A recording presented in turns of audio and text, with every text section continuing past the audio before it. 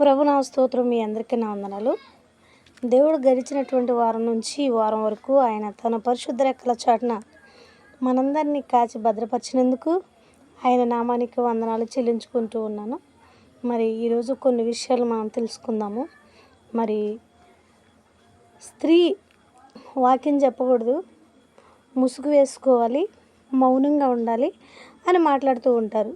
కానీ ప్రభు వాక్యం ఏం చెప్తుందంటే పురుషుడు స్త్రీ భేదం లేదు అని చెప్తా ఉంది. దేవుని వాక్యాన్ని బోధించవచ్చు అని డైరెక్ట్గా చెప్పకపోయినప్పుడు కూడా స్త్రీ ద్వారా అన్నీ ఏర్పరచబడినవని చెప్పి మనం చూస్తూ ఉన్నాం బైబిల్లో. ఇప్పుడు మొట్టమొదటి అవ్వ ఆదామును చూసుకుందాము. మరి దేవుడైన యెహోవా ఆ చెట్టు పండు తినొద్దని చెప్పి పక్కగా వెళ్ళిపోవడం జరిగింది.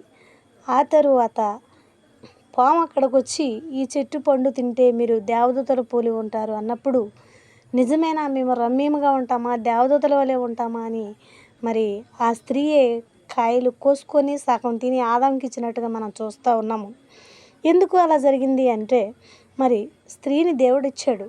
మరి స్త్రీది బలహీనమైన ఘటమని తెలుసు, కానీ ఆదాము కూడా స్త్రీ ఇచ్చినటువంటిది నేను తినకూడదని ఆలోచించకుండా తను ఆ పండుని తిన్నట్టుగా మనం చూస్తూ ఉన్నాము. అదొకటే కాదు, మరి బలహీనమైన ఘటమైతే అనవచ్చు, కానీ స్త్రీ ద్వారానే ప్రతిదీ ఏర్పాటు చేయబడింది ప్రభు చిత్తానుసారంగా నేను అనుకుంటూ ఉన్నాను. దేని నిమిత్తంగా అని మనం ఆలోచించాలనుకుంటే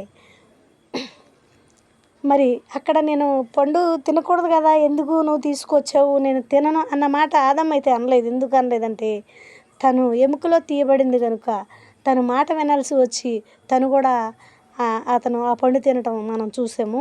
మరి కొరింథీయులకు రాసిన మొదటి పత్రిక 11వ అధ్యాయము 11-12 వచనాల్లో స్త్రీకి వేరుగా పురుషుడు, పురుషుడికి వేరుగా స్త్రీ లేదని చెప్పి బైబిల్లో మనం చూస్తూ ఉన్నాము. నిజమే, మనము మరి స్త్రీ పురుషుడు లేకుండా మరి బిడ్డలు ఏకీభవించలేదు. మరి స్త్రీ లేకుండా పురుషుడు లేడు, పురుషుడు లేకుండా స్త్రీ లేదని మరి జన్మ విధానము కూడా ఒక స్త్రీకే ఏర్పాటు చేశాడని మనం అనుకుంటూ ఉన్నాము. అదొకటే కాకుండా మళ్ళీ ఇంకా ఏం చేశారు అని ఆలోచిస్తే, ఏ స్త్రీ ద్వారా బలహీనము ఏర్పడిందో, ఏ స్త్రీ ద్వారా దిగంబర తత్వం ఏర్పడిందో ఆ స్త్రీ ద్వారానే పాపరహితుడు భూలోకానికి రావాలని చెప్పి మరి యేసుక్రీస్తు కన్యకైన మరియనుగా ఎంచుకొని ఆమె గర్భము ద్వారా ఈ లోకానికి రావటం జరిగిందని మరి మనందరము బైబిల్ ద్వారా మనం చూస్తూ ఉన్నాము. అంతేకాదు మరి యేసు ప్రభు మరి మహిమ స్వరూపుడు అని చెప్పి ఒక పేరు వచ్చింది. మహిమ స్వరూపుడు ఎటు విధంగా మహిమ స్వరూపుడు అని ఏ విధంగా మనం ఆయన చూస్తూ ఉన్నాము అంటే మరి యాయేరు కుమార్తెను బ్రతికించారు, మరి రాజరు సమాధి నుంచి బ్రతికించారు. వీళ్ళందరూ తన దేహముతో బయటకు వచ్చారు. యేసుక్రీస్తు మాత్రము మహిమ దేహముతో వచ్చినట్లుగా మనము చూస్తూ ఉన్నాము. మరి ఆ మొదటి పాపం చేసిన స్త్రీ ద్వారానేమో మరి సంతానం ఉద్భవించబడింది. మరి ఆ సంతానంలో నుంచే యేసుక్రీస్తు పాపరహితుడు భూలోకానికి రావాలని మరి నిర్ణయము మరి దేవుడు సంకల్పించినట్టుగా మనం చూస్తూ ఉన్నాం. అదే స్త్రీ ద్వారా యేసుక్రీస్తు కన్యకైన మరియ ద్వారా ఈ లోకానికి రావడం జరిగింది. మరి అలాగే ఇంకొక స్త్రీని కూడా మనం బైబిల్లో చూసుకోవచ్చు.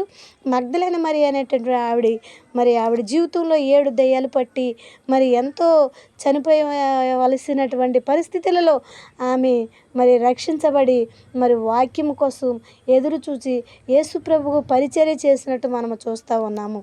అది ఒకటే కాకుండా మరి ఆయన చనిపోయిన తర్వాత తిరిగి లేచినప్పుడు మరి సమాధి వద్దకు మరలా ఆమె ముందలు వెళ్ళినట్టుగా మనం చూస్తూ ఉన్నాము. ఎంతోమంది యేసు ప్రభు శిష్యులు ఉన్నారు, ఎంతోమంది వచ్చి ఉన్నారు.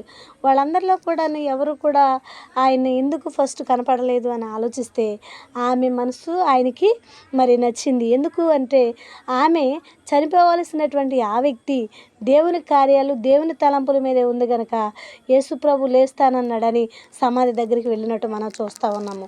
ఫస్ట్ గంట ఆమెకేమో చూడటానికి దేవుడు ప్రత్యక్షమైనట్టుగా మనం చూస్తూ ఉన్నాము. నిజమే, మరి అప్పుడు ఎవరు తోటమాలి అని రబ్బు అని పిలిస్తే అప్పుడు అమ్మ మరియా అని పిలిచినప్పుడు ఆమె రబ్బు అని పిలిచి మరి అనేకమైన మందికి యేసు ప్రభువు లేచాడు, తిరిగి లేచాడని పరిచర్య ద్వారా మరి ఎంతోమందికి చెప్పినట్టుగా మనం చూస్తూ ఉన్నాము. ఎందుకు అలా చేస్తూ ఉన్నారంటే స్త్రీకి వేరుగా పురుషుడు లేడు, పురుషునికి వేరుగా స్త్రీ లేదు కనుక సమానముగా ఎంచబడి సమానముగా పరిచర్య విధానంగా ఉండాలి. చాలామంది అంటూ ఉంటారు, స్త్రీ ముసుగు వేసుకోవాలి, వాక్యము వినాలి, వాక్యం చెప్పడానికి అర్హత లేదు అని ఇలా మాట్లాడుతూ ఉంటారు. అలాగైతే కాదు, కానీ స్త్రీని పురుషుడు, పురుషుని స్త్రీగా ఆయన ఎటు విధంగా సమ్ముగా ఉంచాడో, అదే స్త్రీ ద్వారా తను ఏ రకంగా ఉద్భవించబడ్డాడో, అదే స్త్రీ ద్వారా ఆయన చనిపోయి తిరిగి లేచి తన మహిమ రూపాన్ని ఆమెకు చూపించగలిగారు. ఆమె అనేకమైన బిడ్డల మధ్య ఆమె యేసు లేచాడనే వార్త, యేసు లేచాడనేటువంటి మాటల ద్వారా ఎంతమందిని అయితే బలపరిచిందో, స్త్రీకే ప్రాధాన్యత ఇచ్చాడు. స్త్రీకి వేరుగా కాదు, స్త్రీ సేవ చేయాలి, పురుషుడు సేవ చేయాలి. వీరిద్దరూ కలిసి అనేకమైన మందికి పరిచర్య చేసుకుంటూ ఆయన మరణాన్ని ప్రచురించుకుంటూ జీవించాలని మనం చేస్తూ ఉన్నాను. ఇచ్చిన మాటలు దేవుడు దీవించును గాక.